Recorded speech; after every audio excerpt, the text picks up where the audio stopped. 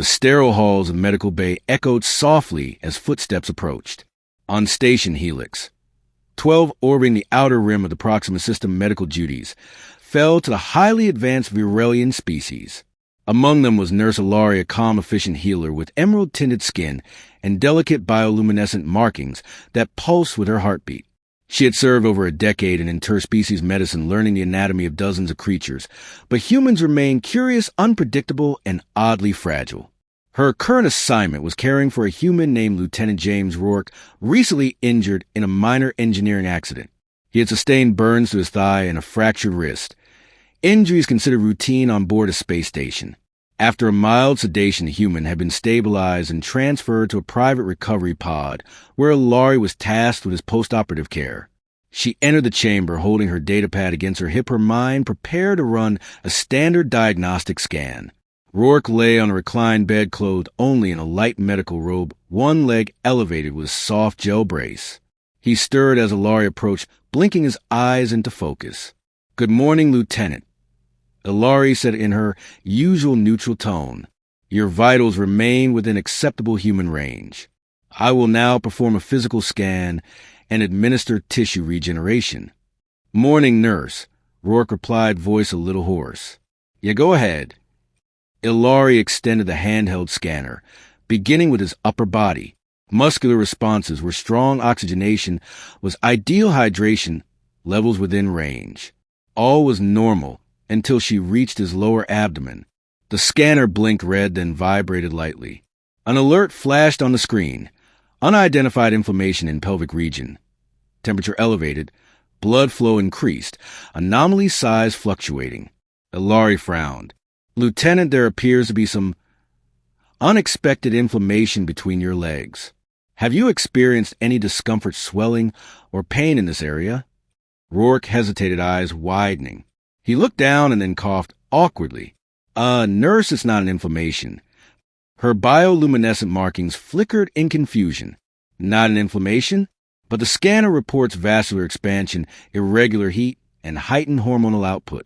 I must investigate further." Before he could object, she reached down, lifting the robe gently to assess the region visually.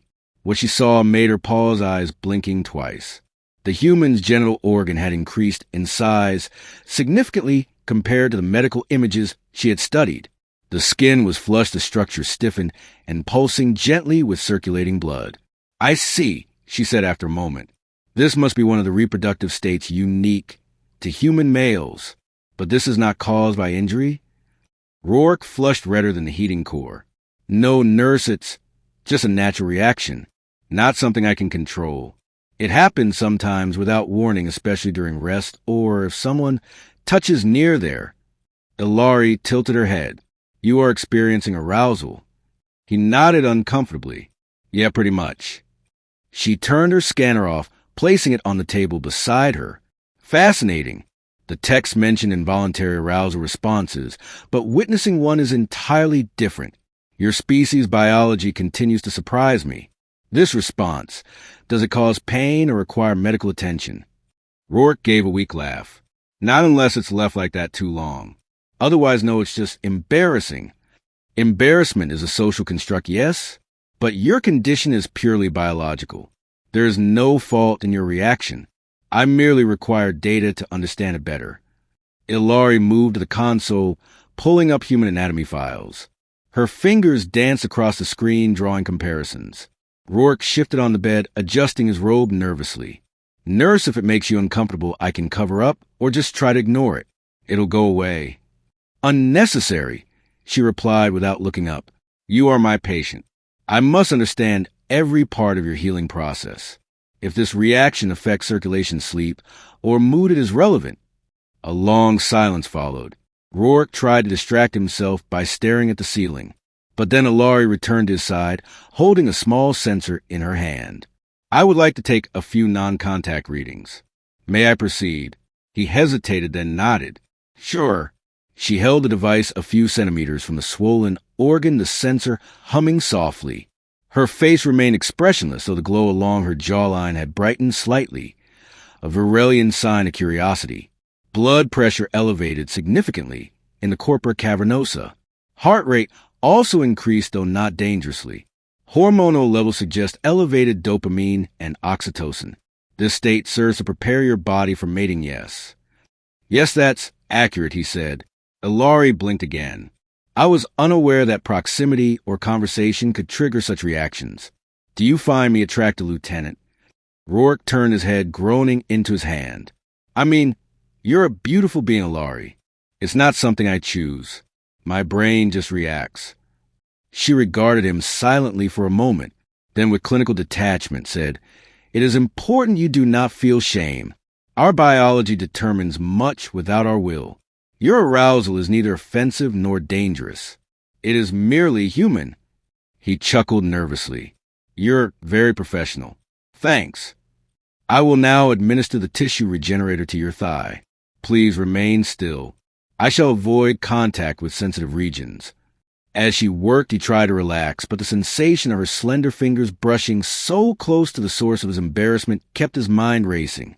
The warmth of her skin, the sweet sterile scent of her species, and her calm voice formed a strange comfort that only intensified his state. When the procedure ended, she stood and placed the tools away. Treatment complete. Your leg should regain full function in 3.2 days. The arousal response should pass within minutes, assuming no further stimuli. Rourke sat up carefully. Yeah, probably already going down. She looked at him again, studying his face.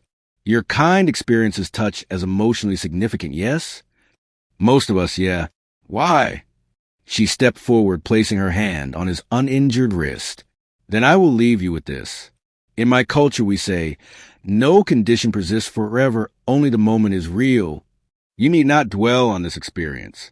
It is part of being alive. He smiled softly. Thanks, Ilari.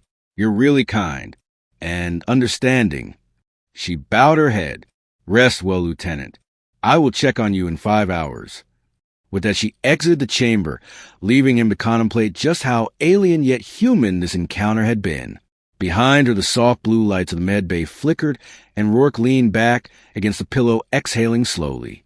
Out in the hallway, Ilari paused for a moment and tapped her datapad, recording a personal note. Human arousal observed. Not dangerous. Triggered by proximity and conversation.